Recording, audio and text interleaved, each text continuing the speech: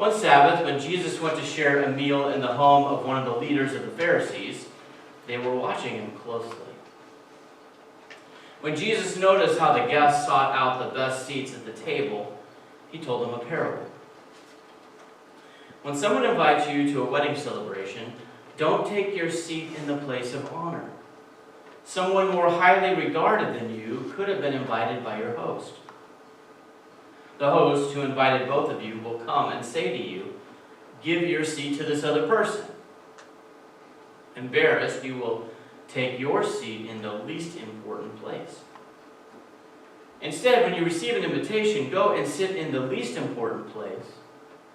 And when your host approaches you, he will say, "Friend, move up here to a better seat."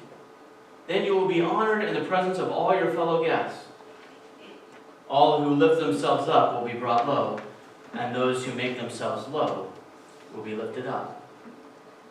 And then Jesus said to the person who had invited him, When you host a lunch or a dinner, don't invite your friends or your brothers and sisters, or your relatives or your rich neighbors. If you do, they will invite you in return, and that will be your reward. Instead, when you give a banquet, invite the poor, the crippled, the lame, and the blind, and you will be blessed because they can't repay you.